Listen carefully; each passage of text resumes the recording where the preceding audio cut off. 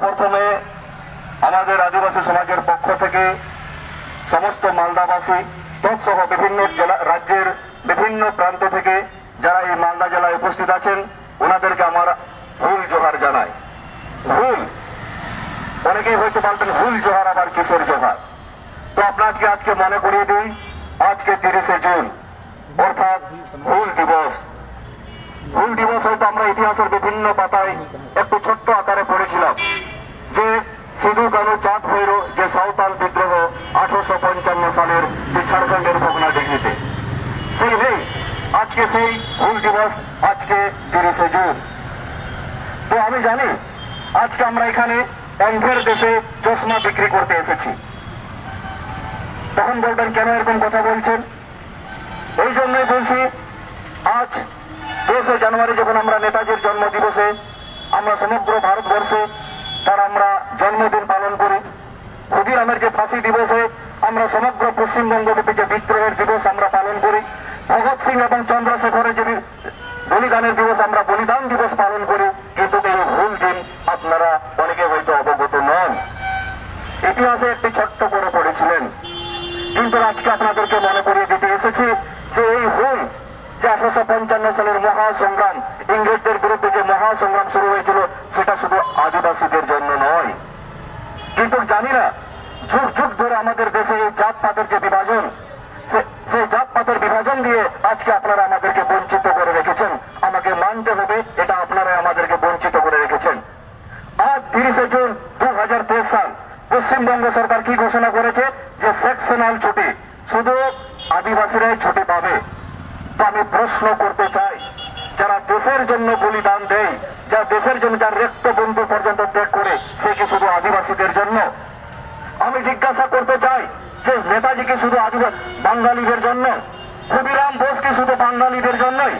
যে ভগৎ সিং কি শুধু পাঞ্জাবিদের জন্যই? যদি সেরকম তাহলে হয়, তাহলে আমরা বলবো হ্যাঁ ঠিক, আমাদের সিধু কানু আমাদের আদিবাসীদের জন্যই।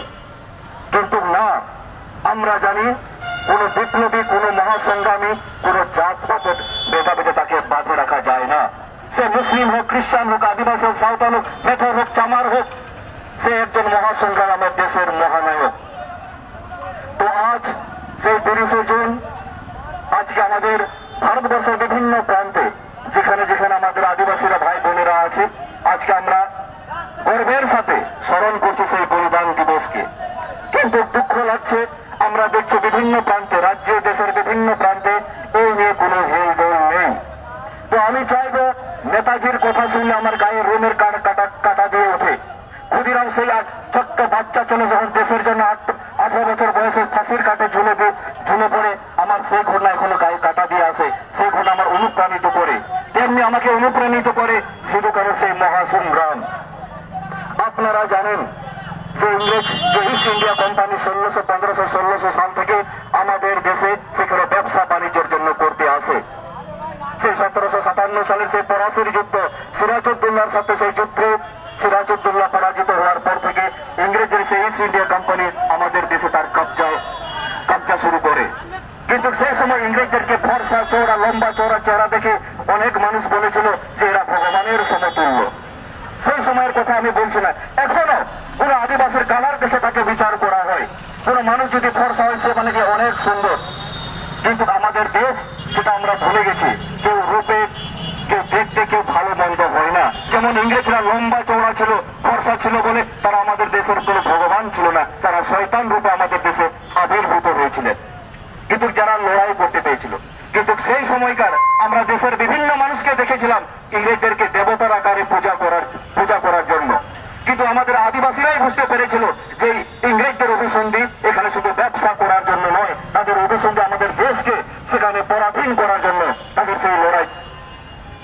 তো সেই জন্য আপনারা দেখেছিলেন যে 1757 সালে সেই পলাশির যুদ্ধের পর থেকে আমাদের যেখানে দেশের বিভিন্ন প্রান্তে যেখানে যেখানে আদিবাসী ভাই বোনেরা আছে, সেই সময়কার যারা যোদ্ধার জমিদারদের উপর যে বিদ্রোহ, যে ক্ষোভ, এবং যে যোদ্ধার জমিদাররা ইংরেজদের গোলামিগিরি করে মানুষদের উপর অত্যাচার করত, সেই আদিবাসীরাই প্রথম তার মতো বিদ্রোহ শুরু করার একটা দানা বাঁধতে শুরু করে। এই আদিবাসীরাই প্রথম দেখিয়ে দিয়েছিল যে কোনো ইংরেজদের সাথে লড়াই করা সম্ভব। ইংরেজরা যতই আধুনিক অস্ত্র শস্ত্র অস্ত্র সজ্জিত হোক, যদি বুকে বল থাকে, দেশভক্তির যদি জমিন থাকে, আমরা তীর ধনুক হাতি কোমর নিয়েও আমরা ইংরেজদের বিরুদ্ধে লড়াই করতে পারবো। আপনারা দেখেছিলেন 1770 সালের আপনারা যে গেরিলা যুদ্ধের কথা বলেন, যে ফিদেল কাস্ত্রো যে গুয়েভার, যে একটা ছোট্ট কিউবা একটি রাষ্ট্র আমেরিকার বিরুদ্ধে যে গেরিলা যুদ্ধের আমরা ইতিহাসের বিভিন্ন জায়গায় পড়ি, যে গুয়েভার, ফিদেল কাস্ত্রো। কিন্তু আপনারা জানেন যে 1770 থেকে 1784 সাল পর্যন্ত যে তিলকা মাঝি 14 বছর পর্যন্ত সে শক্তিশালী ইংরেজদের বিরুদ্ধে গেরিলা যুদ্ধ করে গেছিলেন। একজন সেই দেশদ্রোহী তাকে ধরিয়ে দিয়েছিল, 1784 সালে তাকে ফাঁসি দেওয়া হয়েছিল। এই যে ধীরে ধীরে আমরা দেখেছি সেই সময়কার আমাদের দেশের বিভিন্ন যারা সম্ভ্রান্তশীল পরিবারের মানুষ ইংল্যান্ডে পড়তে যেত, সেরকম ড্রেস পরতো, তারা মনে করতো আমি ইংরেজ হয়ে গেছি। কিন্তু আদিবাসীরা কোনোদিন কারো কাছে পরাধীনতা স্বীকার করেনি।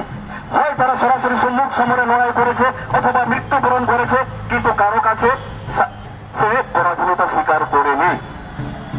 সে ধীরে ধীরে আমরা দেখলাম 1784 সাল থেকে সেখানে ঝাড়খণ্ড, উড়িষ্যা, বাংলা, বিহার, এমনকি আমরা দেখেছি মালদার বিভিন্ন প্রান্তে, আপনারা শুনে থাকবেন মালদা হবিপুর যে জিতু হেমব্রম, সেই নাম, যে ইংরেজদের বিরুদ্ধে লড়াই করা যোদ্ধার জমিদার বিরুদ্ধে আমাদের সেই ধীরে ধীরে যে লড়াইয়ের যে উগ্রপাত 1784 সাল থেকে তিলকা মাঝিকে তাকে ফাঁসি দেওয়ার পর থেকে ইংরেজদের বিরুদ্ধে মহাসংগ্রামের জন্য উদ্বুদ্ধ হতে থাকে।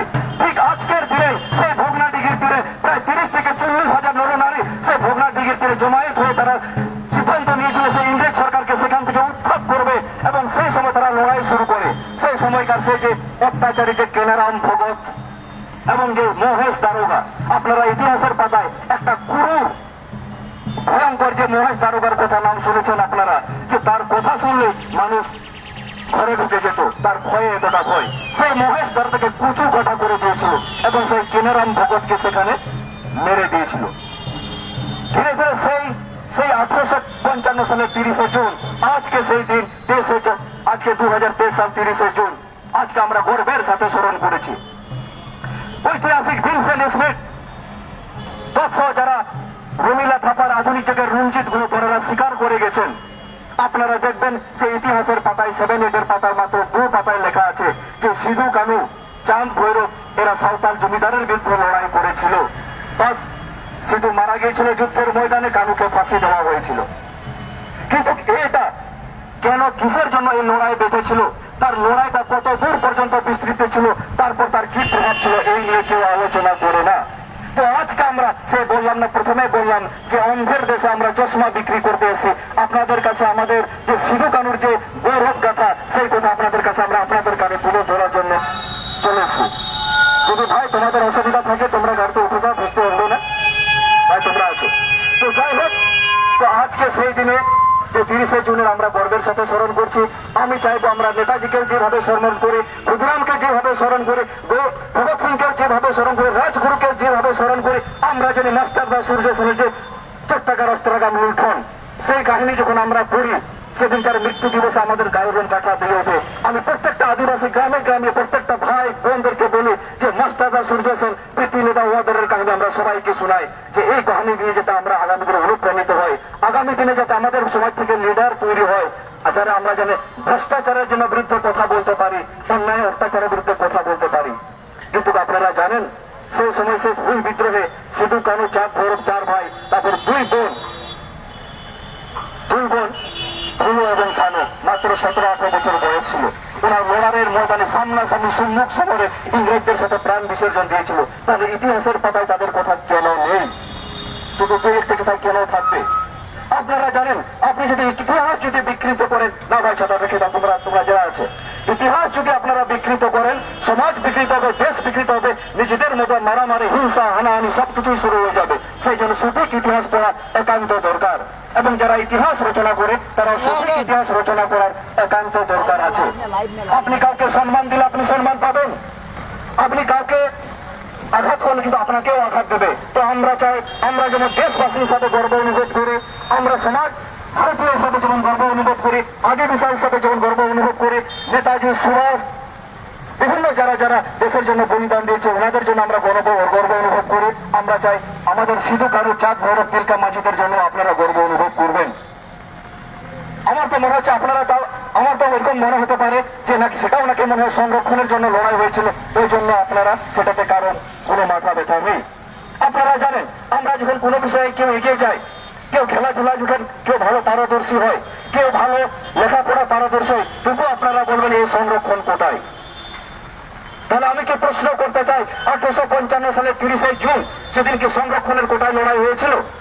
তাহলে সংরক্ষণের কোটায় যদি লড়াই না হয়ে থাকে, তাহলে আপনাদের সেটা সম্মান দিতে আপত্তি কোথায়?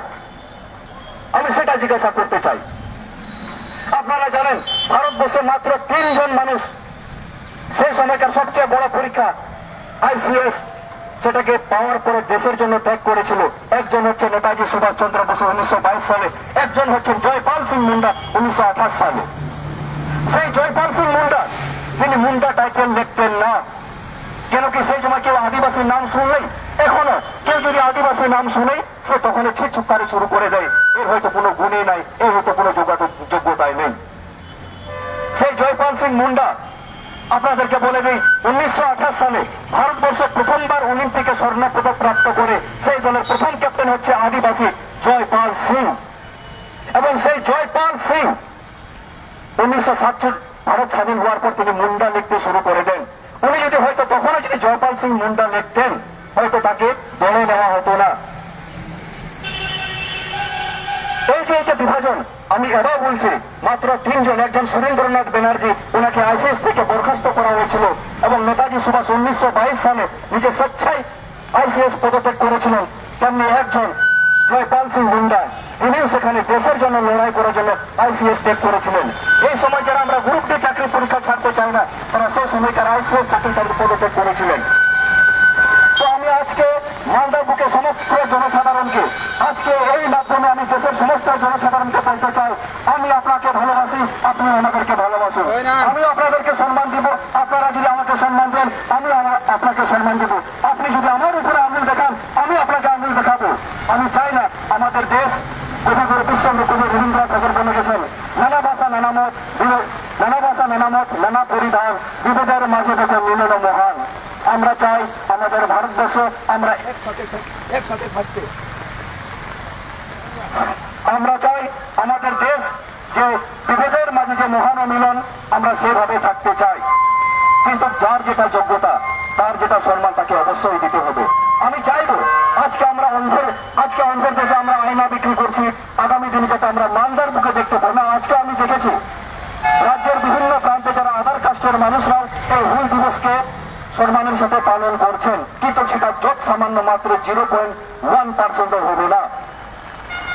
তো আমাদের এই লড়াই নিজেদের সাথে লড়াই নয়। আমি বলতে চাই কবিগুরুর একটি কথা, যারা তুমি পশ্চাতে ফেলবে, পিছিয়ে তোমাকে পশ্চাতে টানবে। আপনারা বলেন আদিবাসীরা পিছিয়ে আছে, তা আমি জিজ্ঞাসা করতে চাই, হ্যাঁ অবশ্যই আমরা পিছিয়ে আছি। তো আপনারা কি আমাদেরকে টানার চেষ্টা করেছেন? আমরা দেখেছি চীন, যে চীন 1970 সাল পর্যন্ত অর্থনৈতিক ভাবে আমাদের থেকে অনেকটাই পিছিয়ে ছিল, সেই চীন এখন পৃথিবীর অন্যতম সুপার পাওয়ার, আমেরিকা থেকে তার GDP সবচেয়ে বেশি। এবং আমাদের এই ভারতবর্ষ, যেখানে 1947 সালে স্বাধীন হওয়ার পর থেকে আমাদের GDP, আমরা এখন শুধু উন্নয়নশীল দেশ হয়ে থেকে গেছি, উন্নতি দেশশীল হতে পারলাম না। আপনারা এই যে বললাম, আপনাদের যা মনোভাব, আমার মনে হচ্ছে আমাদের যে মহাসংগ্রামকে আপনারা সংরক্ষণের কোটা থেকে মহাসংগ্রামটা মনে করেন, না হলে আজ রাজ্যের দেশের প্রত্যেকটা প্রান্তে সেটা পালন করা হতো। আপনারা ইতিহাসে কি দেখেন যে প্রথম শহীদকে ফাঁসি দেওয়া হয়েছিল ক্ষুদিরাম ঘোষ, কিন্তু না, আমাদের দেশে প্রথম ফাঁসি দেওয়া হয়েছিল তিলকা মাঝিকে 1784 সালে, 100 বছর আগে। সে নিয়ে তো কেউ চর্চা করেন না।